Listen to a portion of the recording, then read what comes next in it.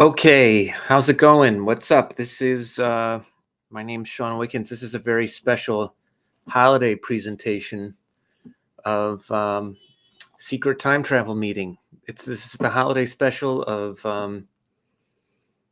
this is normally a live show. I'll be honest, I think I'm better live than I am on camera. But I'm doing a Kickstarter to help send me to New Zealand and Australia. There it is up there. That should work, I think. But I'm gonna just live stream for, I don't know, until 8 or 9, and I have some guests lined up. And for this first hour, it's called Time Travel Stories, where it's mostly going to be just me telling about going on the road and doing the show. In the show, I do talk about time travel, but I sometimes ask people to turn off their phones because it is a secret meeting. So I might dip into that a little bit, but I might mostly just, talk about being on the road in sort of intermittent,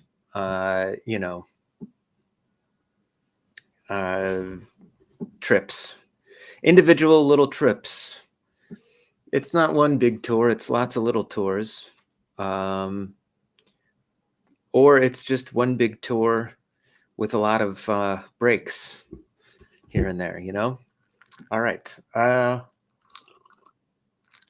Well, let's just get started. Eventually, we'll have some guests, I'm sure. Eventually, we'll have some questions from viewers, or we might just end up having answers from yours truly. Well, I don't know. We'll see. This show started on accident, like all good discoveries. And it started, I think, 2.5 years ago. Some people know this story, whatever. It started 2.5 years ago when I sort of accidentally bought the domain name Time Machine Blueprints, which felt like a blessing. I'm torn on which logo I like better. There's something to be said about either. But anyway, I bought the domain name Time Machine Blueprints, which in a bit of sort of retro causality turned me into an accidental time travel expert, so to speak. But then after you buy Time Machine Blueprints, it doesn't take much effort to then put out a book called Time Machine Blueprints. Hold on, I think we can fix this. 1 second. I think there's a way to mirror the screen. If I don't find out how to do that now, I'll find out how to do that eventually. Anyway. Ooh, I just figured it out. All right. Bam. I think that's accurate. Anyway, I put out a book called Time Machine Blueprints that magically is blank inside, except for some stuff at the back, the rear of the book. That's where all the good stuff is, unless you put your own good stuff in the beginning. I gave you more pages than I took, so it's really a gift, Anyway, once it was pointed out that I now had merch for a show, I should do a show. So the first time I did Time Machine Blueprints, the show as what it was originally called, I did it at the Pit at a solo performance festival called SoloCom. And there we go. All right. And I'll be honest, it was fun to do. I thought I should do it stoned since this idea came to me while I was stoned. And, you know, I also gave myself, because this was a 15-minute, 20-minute performance at a solo performance festival, I gave myself some training wheels. I had note cards.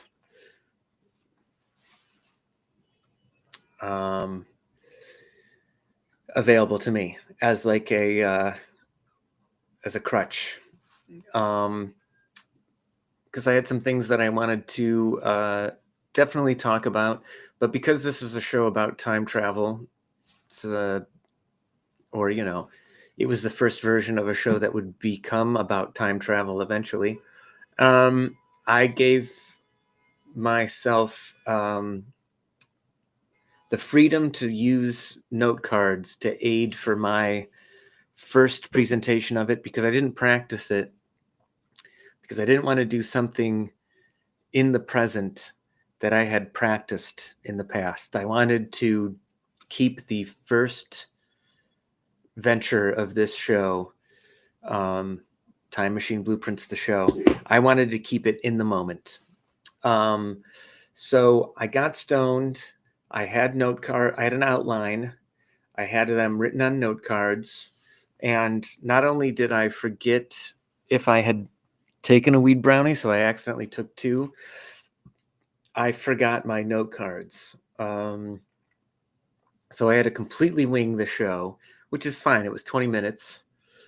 And it was funny for the most part. Not really that much about time travel. I have some photos from it, from that first performance, no video, which I'm happy with. And I was fine with that.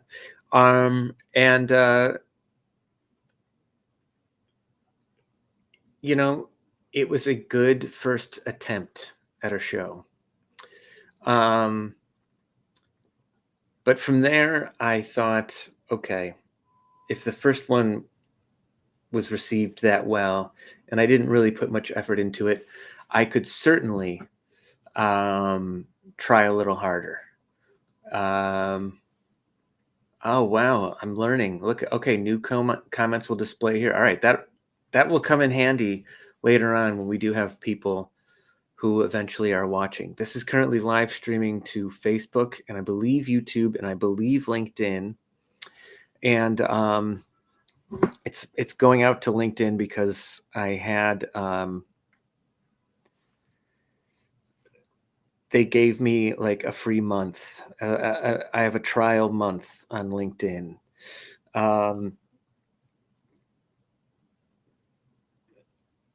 right, I think it's going out live on LinkedIn. It's under the wrong title, but that's fine because this is a secret time travel meeting, so it's fine that it's somewhat a little mislabeled if that's the case. Uh-oh. I think I'm all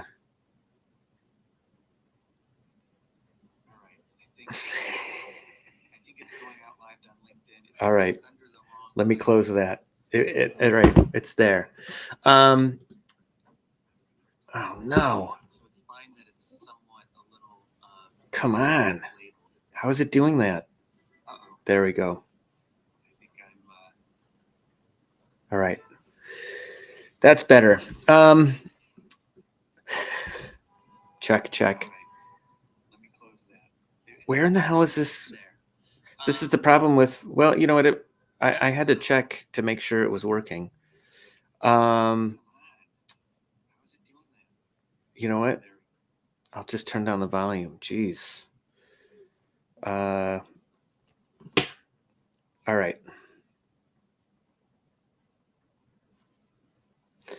Now we know what we're doing. Hooray us. Okay. So I'm just going to, for the next 50 minutes, walk us through some time travel stories of me doing a show called Time Machine Blueprints, the show that later eventually got renamed to a Secret Time Travel Meeting. All right. That was a lot of preamble, but, again, we learn by doing. So great. I'm going to learn by doing some stuff right now. All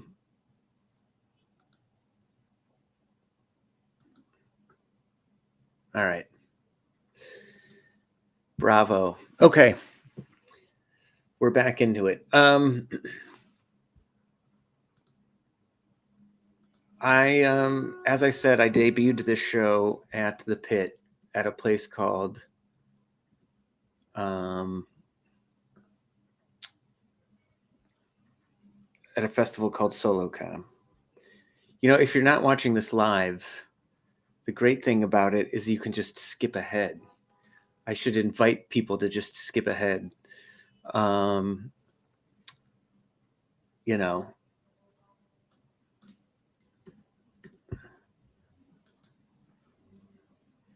should just invite people to skip ahead when they start watching. All right.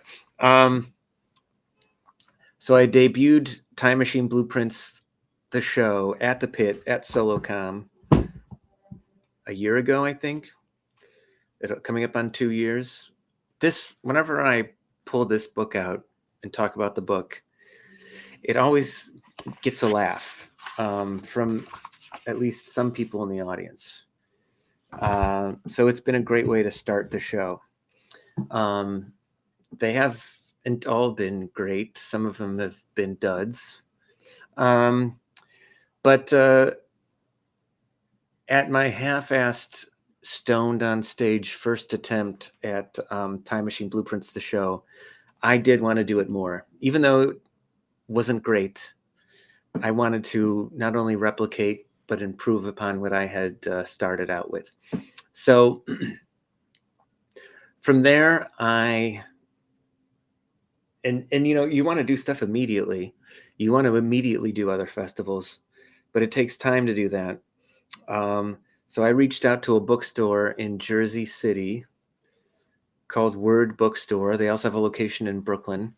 But I emailed them. I sent them a link to the ticket page for SoloCon, and I said I just did this at a solo performance festival. It was the first time I did it, but I do have a book available for sale. Could I do a speaking engagement at your bookstore? Word Bookstore said, yes, you can do it in Jersey City. We even do open mics here. So I went and tried out the open mic just to go there and meet the people who run the place early, Had a great time at the open mic, talked about the book, got some laughs, told the crew over there that I'm ready. I'll even bring some opening performers. What's up, one viewer? I'm talking about how I started a live comedy show / physics lecture. So the second place I did it was at Word Bookstore in Jersey City. I had a few friends who were going to open for me. I had one person in the audience, plus the other performers, plus the staff. It did not do great, but everybody who was there, it didn't bring out anybody. But everyone who was there said there was something interesting about it. What's up? Hey, Matt Vita. Matt, if you're still watching, I'm going to have some people on later. As you can see at the bottom of the screen, we're doing a cooking show at 6 p.m. We're talking comedy at 7. We're talking Etsy, Spotify, and other stuff at 8. Some high-functioning stoner material discussions at 9, and then a possible secret 10 p.m. show called The Algorithm is Trash. There's a new join link every hour, so just message me later if you want to join. I'll also say the reason we're doing this is I'm trying to raise money to get me to New Zealand and Australia to not only tell jokes, but also give an absurdist physics lecture. I've already been accepted to these two festivals, the New Zealand Fringe in Wellington and the Adelaide Fringe in Adelaide, Australia. Getting there is just going to be pricey. Getting myself to every venue I've done has been pricey. But it's all stuff that I've been able to, hell yeah, it's fun. It's all stuff. And wow, you found this on YouTube. This is unprecedented. I don't know how the algorithm is doing it, but it's giving us a solid, you know. Comments are now there and there. All right. Again, we're learning by doing. So the second place I did do Time Machine Blueprints, the show, was at a bookstore on the strength of just having done one festival. That's how things are freaking built, you know? And as I said, the turnout for Word Bookstore was not anything impressive, but the people who were there said, good job. That was fascinating. Even if they didn't laugh, they were intrigued by, you know, the seeds that were planted by with this. Let's see. I got a notification and I saw your name and I said, hell yeah. Well, thanks. I appreciate it. I know that I've not seen you in person in a while, but I've seen on social media that you hacked the algorithm and made some money on YouTube, which is I applaud any sort of finding out and winning by fucking around and, you know, doing it the wrong way, so to speak. Anyway, so if you're on later, you can tell us all about it. Send me a message later on and I'll send you the join link when that's happening. Anyway, from this bookstore, I think I tried to do it again there and they said maybe next time, maybe when it's more established. I think the next thing I did was I randomly got an invite to perform at the Charm City Fringe Festival. And this was, it's not something I submitted to. I had submitted to them prior to the pandemic, got accepted, and the pandemic happened. So they always kept me in the back of my mind. I had also done the festival once before down in Baltimore, one show, different show, brought a great crowd by the sheer, not on my name, just on the ridiculousness of the show and the premise. But I did bring people. It was funny. They remembered me enough to, when they finally put another festival on, they said, what do you have for one performance only? And I said, I'm talking about time travel in a comedy show called Time Machine Blueprints, the show. I've done it at one festival in one bookstore. They said, bring it. The magical thing about doing the Charm City Fringe Festival is that they had placed me in a venue, a bar / community space that usually has music events. And I had gotten a post-show beer there 4 years prior when I was at their festival legitimately for a previous show. And I was sitting in this bar / music venue / meeting space thinking, man, it would be fucking incredible to do a show here. This is like a slick venue. It's, you know, it's a music venue. It's pretty big.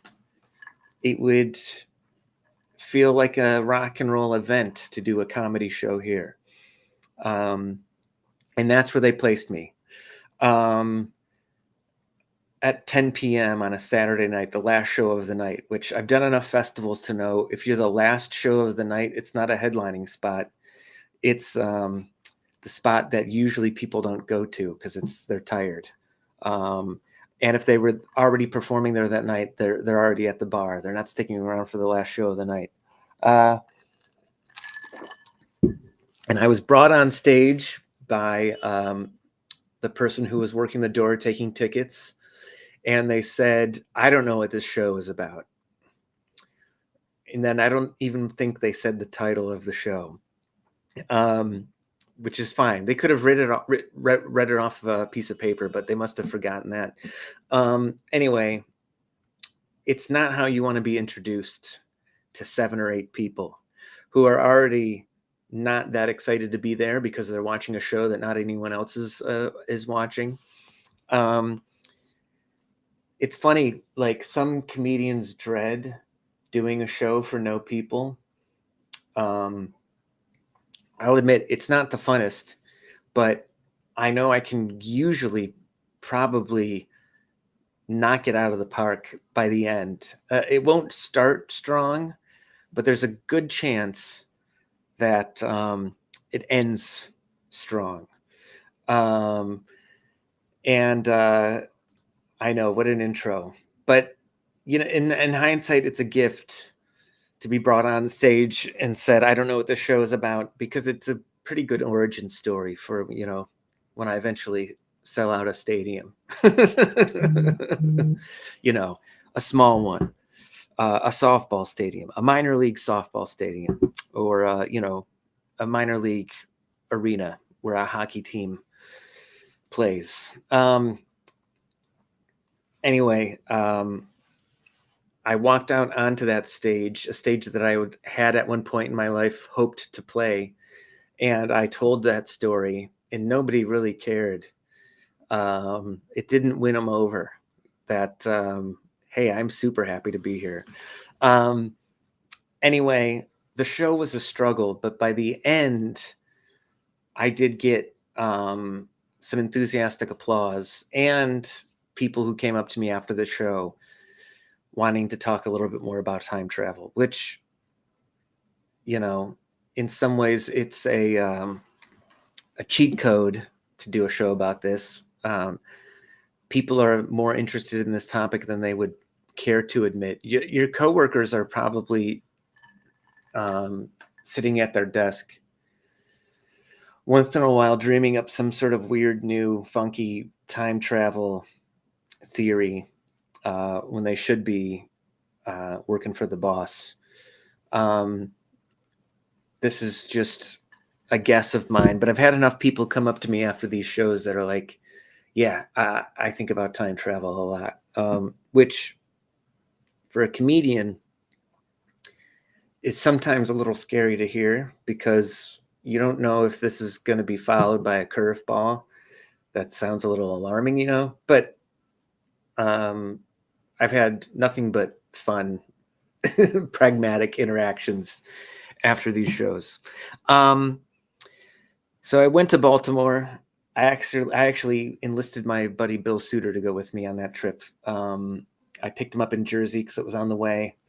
I had rented a car for a day, picked him up in Jersey, went to Baltimore, went to a bar that was recommended to me by a friend. We had some drinks. I think we did shrooms, a tiny amount. And he saw me bomb, which he might remember more so than me pulling out a win at the end. I dropped him off at his place in Jersey, returned the car, got home at 3 a.m, woke up the next day to go do comedy, an unpaid gig at a weed festival upstate. They didn't pay for transportation. They didn't pay for my time. They didn't announce me at all prior to me going on. They didn't announce a comedian was going to be there at this outdoor weed festival until they brought me up on stage. So that was also a struggle. I went from bombing the night before in Baltimore to going to an outdoor event that was moderately well attended, but everyone was buying and smoking weed. Nobody was like listening to the reggae band before me, not very many people. And when a comedian was called out on stage, everyone bolted. But I did bring this, and I did turn it into a secret time travel meeting because I told some jokes, but then I was like, I'm going to force everyone to listen to this. And by the end, I had amassed a very tiny crowd. So it was a struggle and it was a win at the end to go do an unpaid show. We got to go for free. Myself and my friend Sam, 18 Baby Blue, who drove and helps me produce Stoned Laughs. Helps me produce Stoned Laughs is not the right way to put it. She's my co-producer on Stoned Laughs. Anyway, we went and we did have fun. So it was a win that way. Anyway, from these humble beginnings, I eventually took the show, Time Machine Blueprints, the show. I took it to Cleveland. The weekend of the eclipse, there's a very well-run, well-oiled machine, small theater in the neighborhood I went to high school in, near downtown Cleveland on Lorraine Road, called Imposters Theater. And we hadn't met before, but I let them know that I have done this show at several places, including a weed festival. I didn't tell them that I nearly bombed. Do you have time for it the weekend of the eclipse? Cleveland was in the path of totality. And I had told my sister, I think 4 or 5 years prior, I was like, I'm coming back for this eclipse. She's like, great. So I pitched this time travel show to the Imposters Theater in Cleveland, Ohio for the weekend of the eclipse. They said, yes, it sounds great. It nearly sold out. I think we could call it a sellout. I had some friends and family in the audience. People laughed. There was an after party. And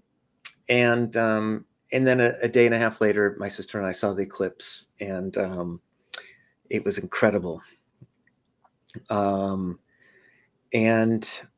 I had asked to be in a place that wasn't crowded. I had told my sister that I wanted to be not around a lot of people, because when I saw a partial eclipse on the roof of my own building, somebody played Total Eclipse of the Heart on a boombox, which I didn't need. I don't need on-the-nose musical accompaniment to make this celestial event even that much more interesting. You know what I mean? So I wanted to see the path of totality eclipse in nature, not around a ton of people. My sister said, I know the perfect place. Brook Ridge Park. It's by the zoo. It's where the softball courts are. I'm blanking on the exact name of it. Anyway, it's like a park in the shape of a bowl. It's sunken down and there's trees around.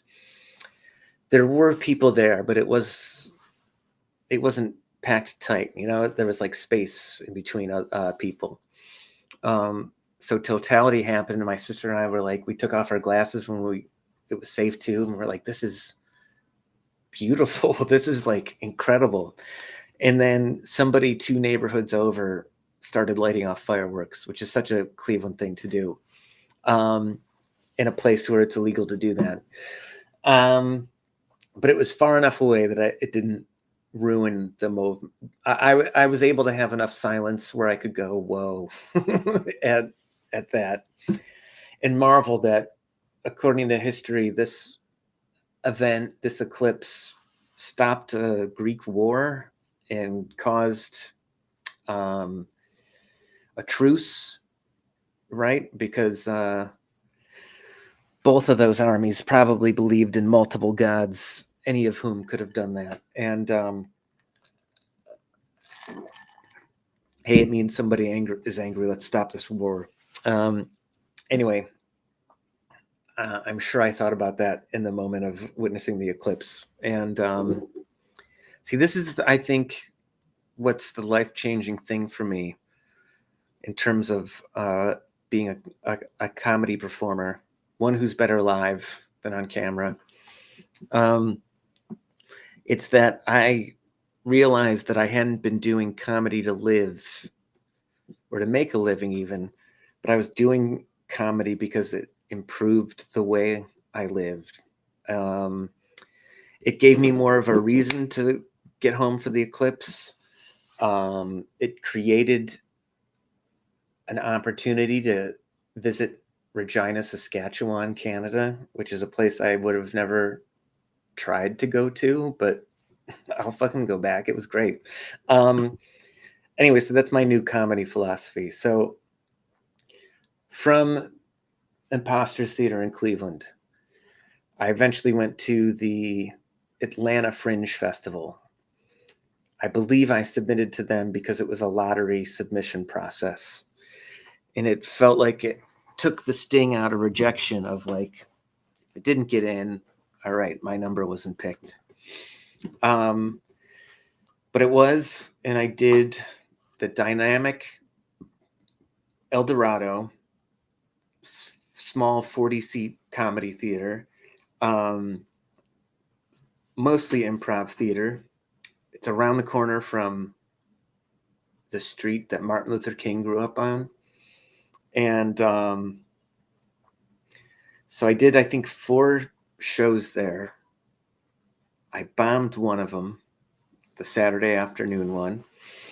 And I made enough money from ticket sales that it was worth the sacrifice of renting an Airbnb and paying some marketing costs and paying to travel down there. Again, comedy allows me to live in a different way. I don't work a job where they send me to business meetings in Atlanta, so I have to create my own opportunity to go to Atlanta. I had never been, and I would definitely go back. And I sold out one show. That was the first time I was able to legitimately say that. So I had one sold out night under my belt of what it was now called still Time Machine Blueprints the Show. And we've got a live comment from Yang Miller or one that's moments late. I think I know what you're referencing, though. All right. From the Atlanta Fringe Festival, I did the Regina, Saskatchewan Fringe Festival, also a festival that accepts you on a lottery basis, is what they say. It was cheaper to drive there than to fly from New York City to Regina, Saskatchewan, which they say one of their old city mottos was Regina rhymes with fun. So they're in on the joke. I didn't need to show up and give my own spin on a Regina, Saskatchewan joke.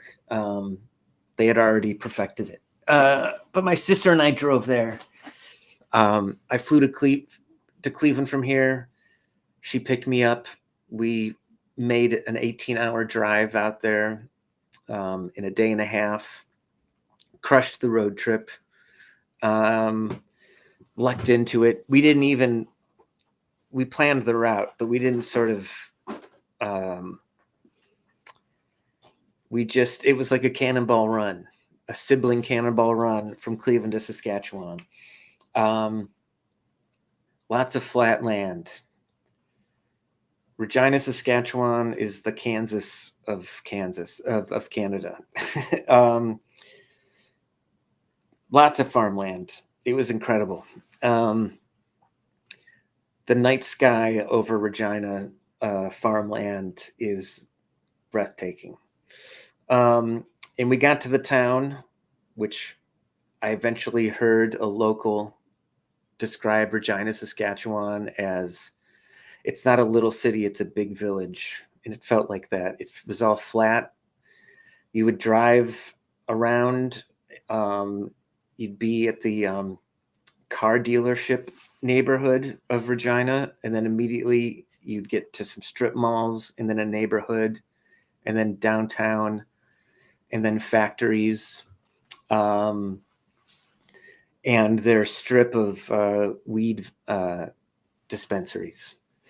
And then the museum, which is the venue that I was placed in, maybe again by sheer lottery, or they've got a pretty good sense of humor about their festival, and they thought Time Machine Blueprints, the show, should deserves to be in the Royal Saskatchewan Museum for 5 engagements.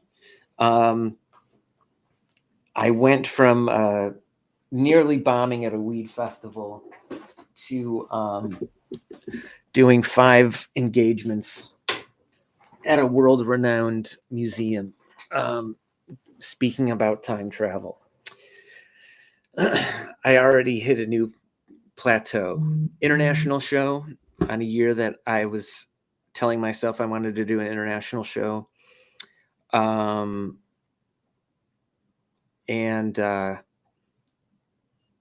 Sorry, I'm catching up on. All right. It's nothing immediately important. Anyway, it was a freaking gift to be able to drive to Regina, Saskatchewan, and turn it into a family road trip and do some shows to crowds that were described by me from other locals as not vocal laughers. Is what I was told. The residents of Regina, Saskatchewan were like. They laughed at me. They laughed at the absurdity of going to the museum, a place that a lot of them probably had been to on field trips when they were kids, to go to a comedy show by the guy who wrote Time Machine Blueprints. It was a hilarious amount of legitimacy to be at a museum. Crushed the drive back through Milwaukee and back to Cleveland. My sister and I made it in record time so she could get to see Alanis Morissette live. And she made it. All right. From Regina, I did the York Fringe Festival, which I had done before prior to the pandemic. Took a bus there and then had shows canceled because some of them didn't sell tickets. Again, the shows I were able to do were not well attended, but well received. And I didn't break anything in the theater. I didn't ruin the stage for any of the upcoming acts. People laughed. Not a lot of them, but enough that, somebody probably told their friends that they had fun at my previous show there. Anyway, submitted to York Fringe Festival again because I wanted to right a wrong from the previous visit there. I was in an incredible venue. I was in the York, PA, by the way, is a very historical and old town, old by American standards. And there's a lot of old buildings in downtown, carriage houses, log cabins that were, built hundreds of years ago. So I was in a restaurant called Revival Social Club. It's in an centuries-old building, probably refurbed since then. But in this very cool restaurant in an old building, there's a second floor you can rent out for private parties. It looks like a place that Paul Revere might have slept in, to sleep one off. Again, not well attended, incredibly well received, but it was there in that venue. I was like, this show should be called Secret Time Travel Meeting, because not a lot of people came for it. It's in a very inconspicuous place. Could have been advertised a little bit better. My fault and the festivals, but I'll take the blame. But it was very well received by a populace that had shared with me that they were very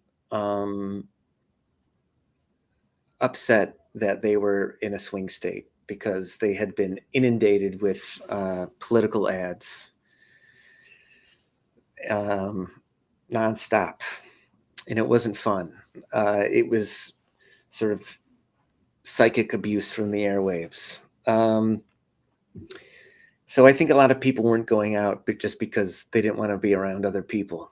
Can you imagine a presidential election that's so conflicted, angry, that neighbors don't want to see neighbors? So yeah, they didn't come out to a comedy show in droves. They came out to it by the handful, you know? But again, well received.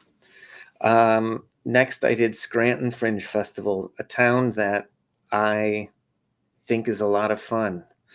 I don't watch The Office, but I think The Office gave the residents of that town a little bit of Pennsylvania and beyond cachet. So there's kind of some cool stuff going there.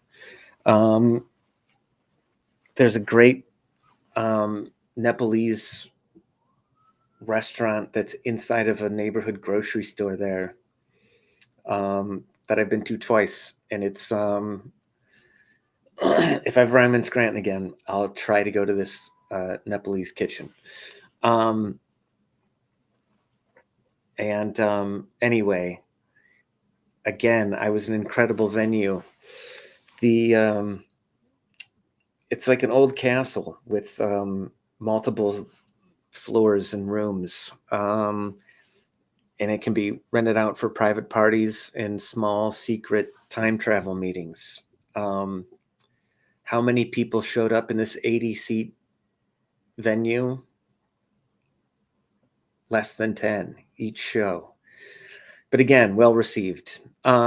So that kind of brings us up to now. I haven't even mentioned that the show has gotten better since the first one I did. But I'm trying to raise money to get me out to Australia and New Zealand. Never been to that part of the world.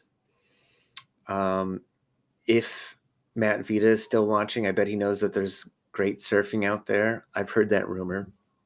I haven't seen it personally.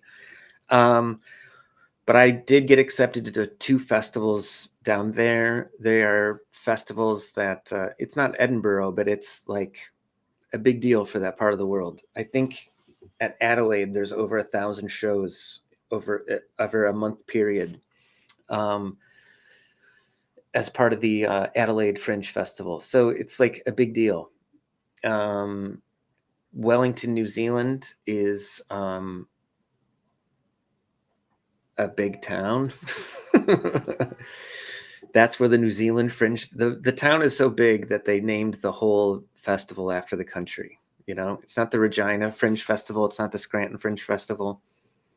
It's the New Zealand one.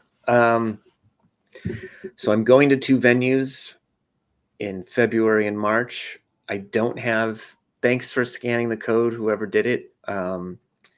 You're welcome to give anything. You're also, there's like legit reward things, I think, useful things. Anyway, I'm less than halfway there. I have less than 3 days to make it, but it's going to happen. Not because I have secret knowledge about the future. I just have a gut feeling. Anyway, I'm supposed to head out there. I'm in the midst of finding more places in the States to perform Secret Time Travel Meeting. Eventually, I'll do a virtual one. for ticket holders only. Sometime in February, Jared Wilder are splitting some time at Young Ethel's and Park Slope to do sort of cooperating solo shows. And I think I'm also going to be doing sometime in May a trip out to San Diego. These things I can cover on my own. New Zealand and Australia, I could put this trip on a credit card, but I'd like the breathing room to sort of just not worry that I have to cover the expenses with the ticket sales to at least break even. The breathing room to go out there with the help of some friends and viewers, it'll make the trip more relaxing than stressful. It was stressful to go to York and Scranton because I had already been to York before and had shows canceled. It wasn't a sad bus ride home, but it could have been more triumphant. All right. Anyway, but if you are watching, which you're allowed to, this is, I think, cheaper than Netflix. I'm going to live stream and have some guests on pretty soon. I'm already tired, but I did go for a walk and exercise today. So I'm also allowed to take breaks once I have some guests on. I could walk away from the computer now if I had to. The fun thing about unrehearsed TV is, you don't have to pay for rehearsal space to try it before you actually do it. Anyway, this is Time Travel Stories. Next at 6:00, you can read it at the bottom of the screen. It's Lazy Soups. That's a lazy cooking show. We're just going to talk about recipes probably. 7 p.m. is Comedy Joke Lab. We can talk about new jokes. 8 p.m. is Etsy, Spotify, and stuff. People make money off of that. Myself barely, but other people, have planted their flag in those digital spaces. We'll have some of those guests on. 9 p.m. is a show called High Functioning Stoners. You're probably not allowed to smoke on camera, but you can take an edible. And then I'm doing a possible bonus show at 10 p.m. called The Algorithm is Trash. Might that be about music or AI or both? I don't know. This schedule is also subject to change. So thanks for being here.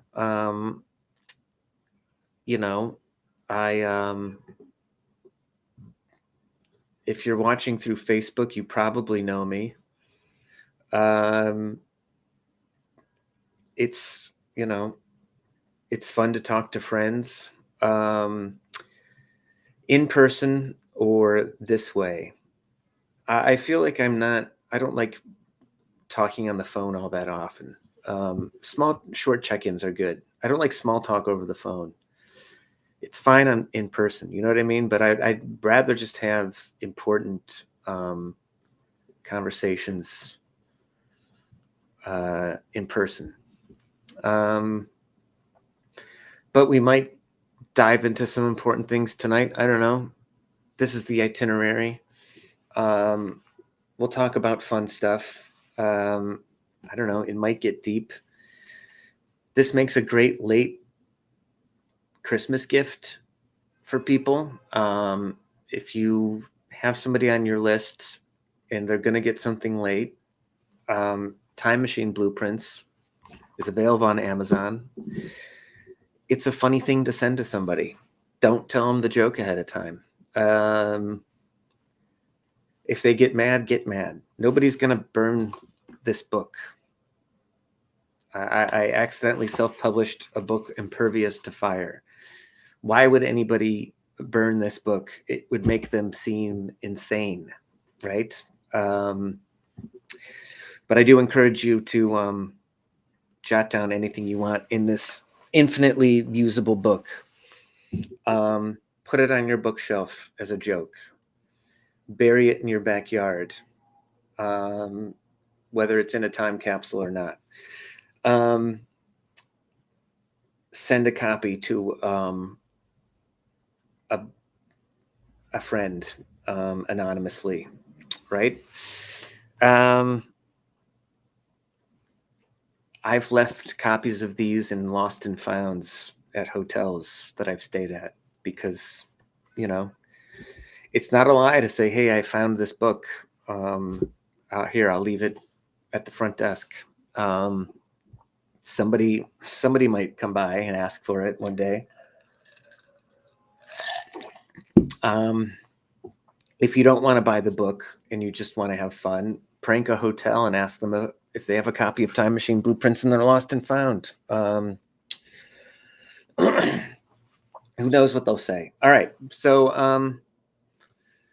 I'm going to take a break in between each hour. If you had already been invited on to be a guest, just send me a message and I will send you the join code. If I don't immediately see the message, this is live. You can tell that I'm busy. But we'll get people on here, whether they're scheduled or not. But, this is the fun of live internet. Anything can happen. As I said, I might take a dinner break at some point, but there'll be people on screen. If there's anything you want to share with me about, I don't know, sports scores, oh, there's a new chat notification. Yang Miller, what's he saying? I'm dying to read it. The pages are rolling papers, a la Big Bamboo. I mean, I haven't been told somebody's done that yet, but you're welcome to. They are lined, empty pages, so it's usable for that. You can doodle in it. You can. It can be a Airbnb guest registry. As I said, if it's an infinitely usable book, and if you don't want to donate to the Kickstarter, you don't have to. You could buy a book. You also don't have to. Get some exercise in and have dinner, and then if you're scheduled to be on later, you will be. I don't have to fill the last 7 minutes, but I'm going to, just to sort of, you got to freaking advertise for the later stuff, you got to stay live for as long as you're scheduled for, just to let people know, this telethon that you're currently watching, it's about to get better. All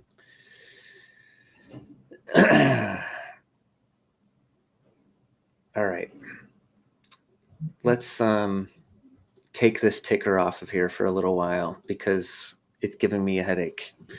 But we'll put the QR code back up.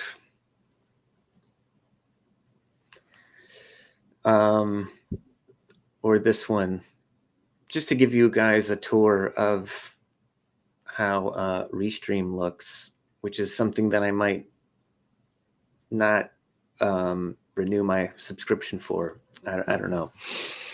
But, we've got enough stuff on our plate for the new year. Let's get to Christmas first before we even make too many plans,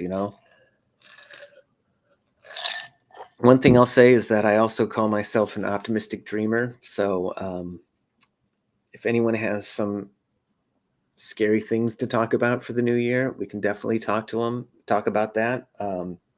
I might refute you for the sake of my own well-being, but we can definitely talk about stuff. I saw a TikTok video recently where a Jersey resident said all this drone panic was mass hysteria. It was nice to hear somebody say that. It sounds like it's very easy to post a fake drone sighting video because you're trying to game the algorithm and get more views, when it's not a legitimate claim. You know what I mean? Like, we talk about how our politicians are untrustworthy, and don't we have to hold ourselves to that higher standard before we can find electable people who will do the same? Again, this isn't a politics show. Next up, we have, I think it's about cooking. So bring your best, laziest recipes. The schedule is subject to change, but as far as I know, I'm going to try to run this till 10 p.m. But we have guests coming up, so I'll be able to take breathers here and there. One thing that I'm a part of is a live streaming stoner show called Late Night Sesh. It's on the KGL TV network, which is based in Canada. My buddy Jared Wilder and I were brought on as wrestling commentators. Even though I don't watch wrestling, I've been able to fake my way through it. But again, these are stoners we're talking about. So as a periodic guest on Late Night Sesh Wednesdays, Jared Wilder and I were given some River City edibles, an American, I believe, Texas, U.S. veteran-owned business. And I don't know if I'm breaking state laws by saying that I'm borrowing something that came to me from another state, but give River City edibles a try. All right. Thanks for checking out that QR code.